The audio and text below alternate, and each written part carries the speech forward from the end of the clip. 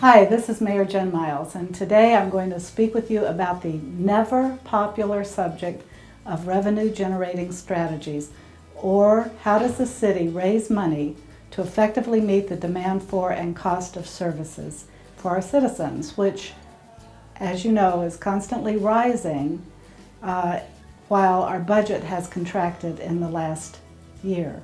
So the council met last week to discuss ways that the city could address the needs by various strategies.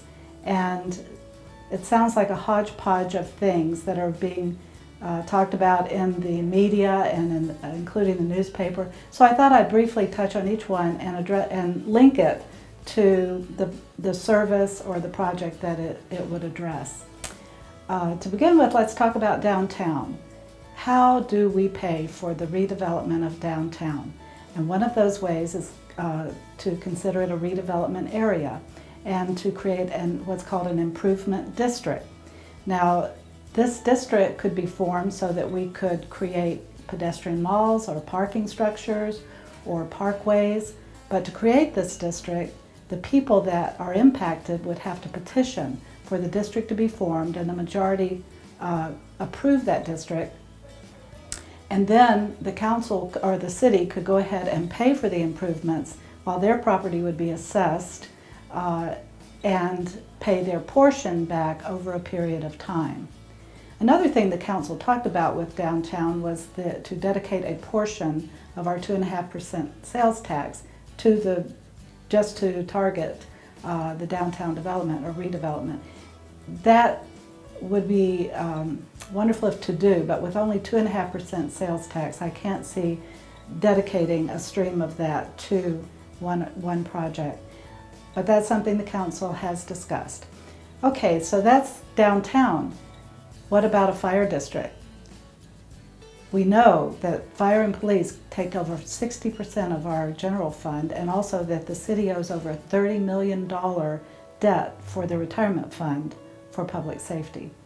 So a fire district would generate upwards of $6 million, which would then take that funds out of our general fund.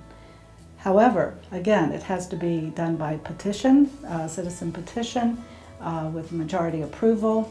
And there are a lot of things about it that seem undesirable, such as losing control to an outside board. So the council is really interested in maybe looking at a legislative item that is under consideration, which would make fire districts easier to establish in rural Arizona, but would allow the board to stay with the city, and the council would actually be the fire district board.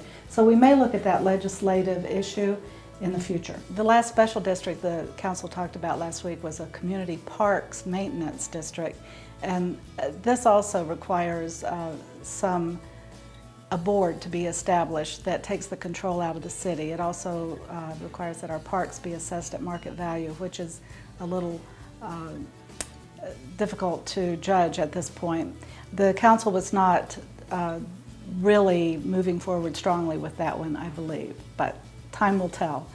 I'll move on to development impact fees, because a lot of that has been written about in the newspaper and in social media. This is something that the city is in the process of creating, and these are going to be fees that are associated with growth. So growth pays for growth, because every time that there is growth in the city must fulfill its responsibilities to provide infrastructure and utilities as part of that project. And these impact fees will help the city cover those costs. So there will be costs associated with each system that is developed, including the transportation, parks, public safety, water. All of those will have fees associated with them. The city has started the process to create development impact fees, and we will have a consultant hired in August of this year to work with us to ascertain what are appropriate fees, and that of course will come to council after the process is completed of work sessions and public hearings. So there will be opportunity for public input as we move forward. The next type of revenue strategy that the council discussed was voter-approved ballot measures. Two types, property tax and sales tax. Property tax can be voted on in May of next year. Sales tax has to be voted on in November of even-numbered years, so that will be November of 2020. I think the council had a very good discussion on this and is moving forward to consider both property tax and sales tax. Property tax would give us a diversified revenue stream for the city that would protect us in times of downturn, economic downturn. And sales tax, of course, could be targeted, at least for our roads, for example, that we know we are going to need a revenue stream to address the maintenance of our roads in Kingman. So at this point, there's been no vote, but I think the whole council really appreciated Manager Foggin's recommendation that a team be brought in to conduct citizen surveys that can give us a very good indication of the appetite of the public for either a property tax or a sales tax before we actually move forward on those.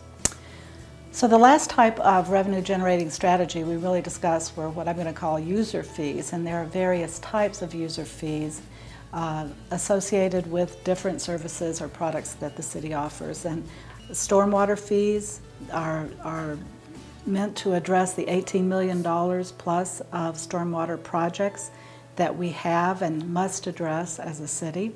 So that is something that will be in discussion during the next year. Other than stormwater, the city is considering water and wastewater franchise fees. These could be used for operating costs, capital, or for debt service. And this will be again discussed, and we will hold public hearings to have input from our citizens. The final fee that we discussed was a public safety fee. This would be a flat fee to offset the cost of our fire and police services, which, as again I will mention, are over 60% of our general fund.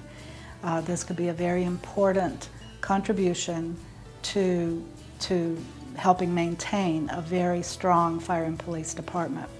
So that's the whole range of topics that the city is discussing.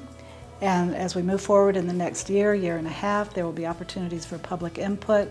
As I said, the only one that is already in process is the development impact fees. So again, I'm reinforcing the need for you and for all of the citizens to stay engaged with the city, because these are important fees and districts that could impact what we pay every month. And so I appreciate you listening to this, and I hope you'll have this discussion starting with your friends, and feel free to contact me if you'd like to discuss it further. Thank you. Have a great day.